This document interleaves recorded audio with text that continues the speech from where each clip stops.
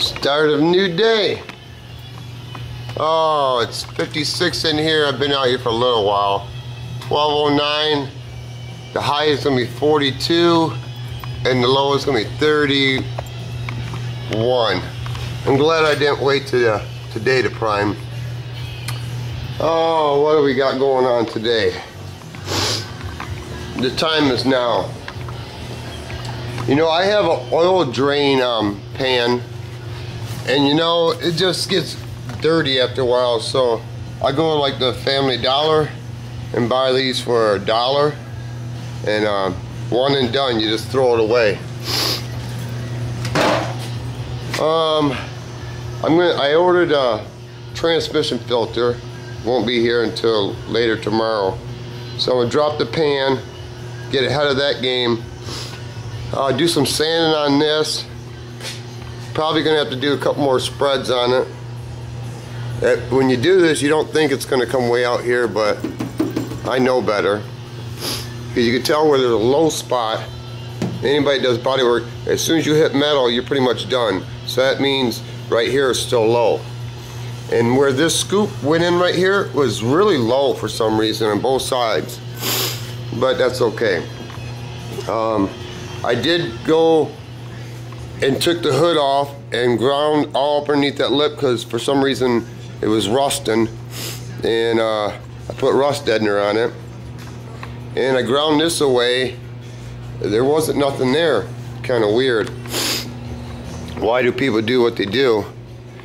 And I took Pat-Man's car out of the booth because in the booth there ain't no heat, and I just don't want to sit there and heat that. So I know this gets a trickle heat about 60 degrees during the day, maybe a little bit less, because you really want this thing to cure, and it's not going to be warm in Ski Town anytime soon.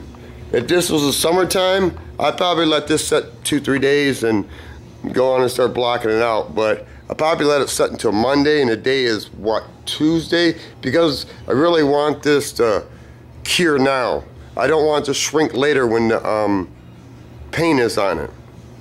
You know, I was talking to Pat-Man, and Pat-Man said he's been to car shows where, you know, it looks like there's scratches on a clear coat.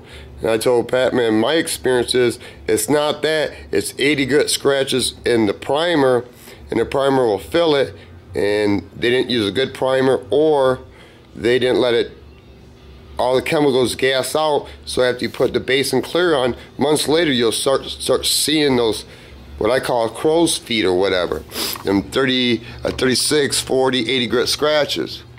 And you can tell where it's lighter, it actually looks white. I did that with the Wada air gusset gun. It's got 3.0 tip. I did the troubled areas. Remember, this was a trouble area, and this right here was a trouble area, and the whole trunk was a trouble area. It was just, Pat-Man had this sandblasted, and yeah, the guy was too much in a hurry per se. And I did down here where I had to grind like a 1/4 inch of Bondo out when I put the door pins on. I did that, and then I started seeing some scratches here, and that was from me. I just didn't like them, so I slick sand that. Actually, you can keep that slick sand in your gun for 45 minutes, they say. What I do is use a little egg timer. Is a slow SRT. That's how it came out. It looks a little rough. I mean, once I block it, it should be fine, but it's been 16 months since you know, I primed anything. This is what friends do. Thank you, Kevin. He dropped these off yesterday. I don't know where he got them. They're disposable cigarettes. That's what friends do. They try to help each other. They try to encourage each other to succeed in whatever area in their life they're doing. Anyway, I think because I spent X amount of money on Darren's mold clamps and stuff, I'm not gonna look for rims no more. I just can't justify it because I spend enough money in other areas. So I'm just gonna, next couple days, I'm gonna put those tires on these rims, and we're gonna call that a day. This ain't This ain't gonna be whatever, I don't know. Anyway, I think that's all I got to say today. I'm going, and every time I look at, I don't care what I look at, right there, you see that, right there, see that where the light, the braking light right there? Right there. Now there's another dent there. I don't know why, but in my stuff, everybody else's stuff, I can see a flaw 5 miles away. It's like a curse.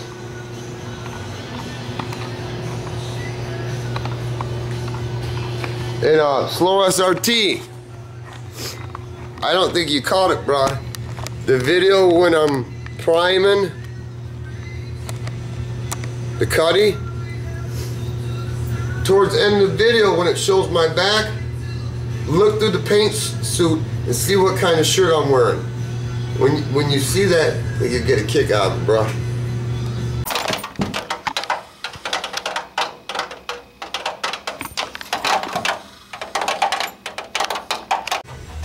There's one thing I never understood. The oil pan has a drain plug. Transmission pans don't have a drain plug. They make it so less messy if you had a drain plug in your transmission. This is what I learned the hard way. A lot of shops out there, they advertise transmission flush. Listen to the word, flush. A lot of them don't mean that they're gonna drop the trans pan and put a new filter in. Some do.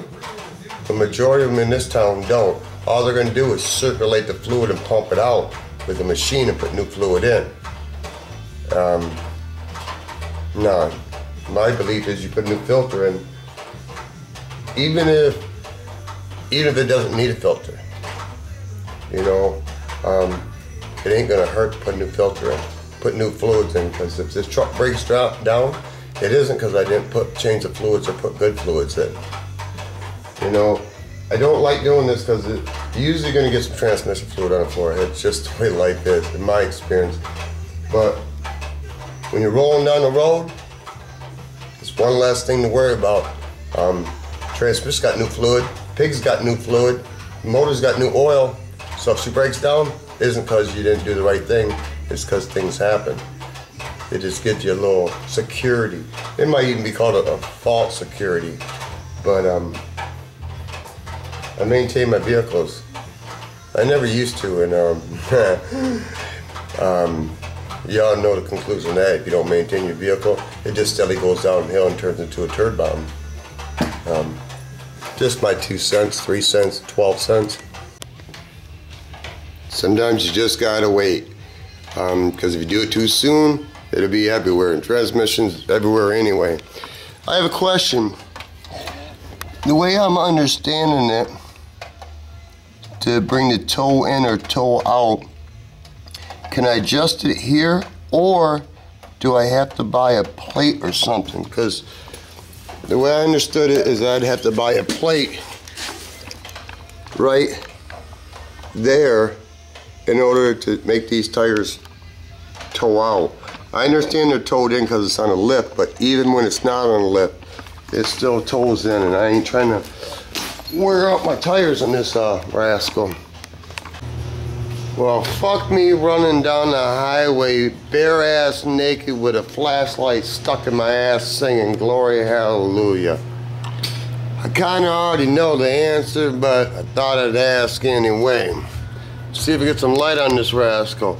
I was thinking when I put that rear pig differential cover on, remember I noticed in the video that I thought the wheel cylinder was leaking?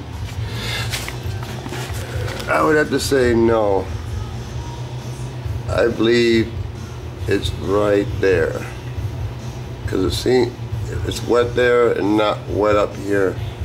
And there's nothing else in here except brake fluid. And so basically, here we go, fast forward. She's got to pull the pig back to fuck off, right? Probably wrecked that gasket too. Maybe not, because I've been under that long.